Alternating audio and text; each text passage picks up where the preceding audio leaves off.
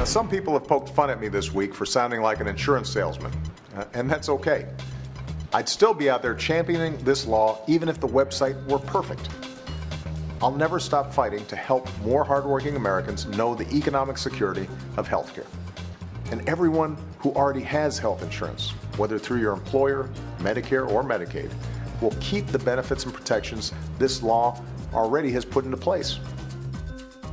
Obama, Obama, Obama. I don't know what to say about this man. First, his website wasn't working, then it was, now it's not again. But regardless, the man's lying to the American people about their health care. Check out this headline from the Los Angeles Times, the very liberal, the uber liberal Los Angeles Times. Some health insurance gets pricier as Obamacare rolls out. Meanwhile, millions of people across the United States are being dropped by their insurance companies. Why? Their plans don't meet the Obamacare mandate. Ben Shapiro joins us now from Los Angeles to talk more about this. Ben, this is a feature, not a bug of Obamacare. This is not a website not working.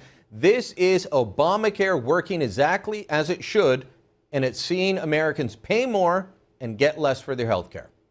Well, of course, and that was the entire agenda. The agenda always was to put young, healthy people on Obamacare, force them to pay more for older, sicker people, so that President Obama could have his plan. And the fact is that the insurance companies are not going to get all of these people signed up. The insurance companies are going to bankrupt themselves.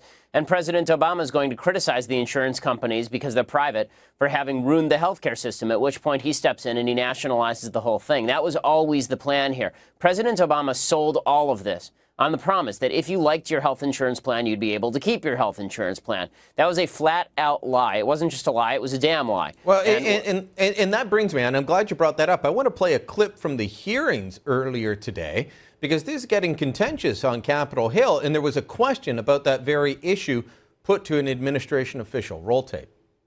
This man wrote me and said, "My wife has been recently informed by her insurance carrier that her health care policy does not comply with the Affordable Care Act. Now we must purchase a new policy to get the same coverage at an 18% increase in our premium. So what happened to the if you like your insurance, you can keep it?" What I would tell that individual is if their carrier is telling them they're changing the plan and they're offering an increase, that they would need to go take a look at what's available in their state and in their market, which is certainly something that's available to them through the exchange. Yeah, at an 18% increase. So you don't like your plan, go to the marketplace? Why didn't they just say that before? Right. Well, I mean, this is the whole point. Everyone has examined the marketplace. That's why they already have the plans that they have. The fact is that Obamacare means that 7 to 11 million people in this country are going to be thrown off their current insurance plans, the plans that they liked, the plans that the president promised they could keep.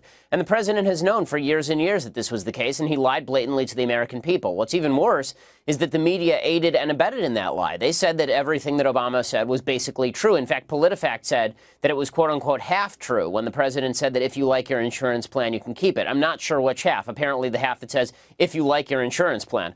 But it is completely insane that the American people are now being shocked with what President Obama is doing, considering this was always part of the plan. Are there cracks in the armor now? I want to bring up the NBC headline, and you were writing about this at Breitbart. I know there's problems with this story being changed after the fact, but NBC actually reporting that they knew millions could not keep their health insurance.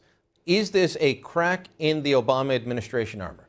It should be. It should be. I mean, frankly, it should finish his presidency. When you lie to the American people for 3 years, I mean, this story says that back in 2010, the Obama administration had full knowledge that between 40 and 67% of those on the individual market would have their insurance plans canceled. And President Obama was simultaneously lying directly to the faces of the American people.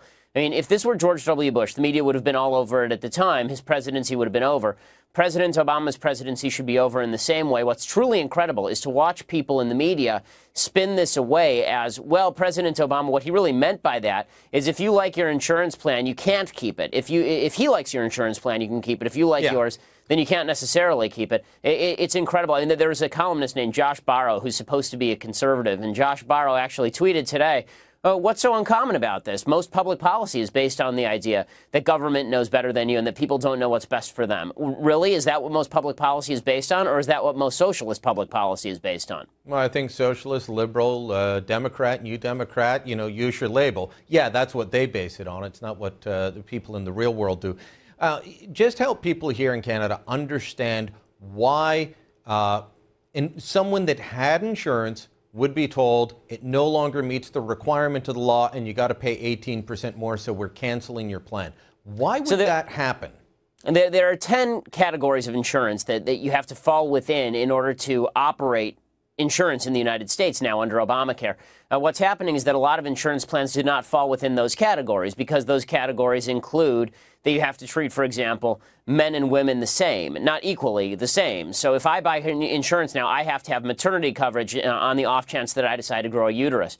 But they've decided that all insurance plans must now comply with all of this. And they're doing this because they want to group everybody together. They want to group unhealthy people with healthy people. They want to group poor people with richer people. They want to group young people with old people in order to get all of the people who are on the wrong end of the spectrum cheaper coverage. So there will be some people who see cheaper coverage. The problem is that just like any other subsidized system, everybody else is going to have to pay for that cheaper coverage. So people like me, I'm young, I'm healthy, thank God, I'm going to have to pay more for my health insurance so that somebody who is older and does not have health insurance can pay less for their health insurance.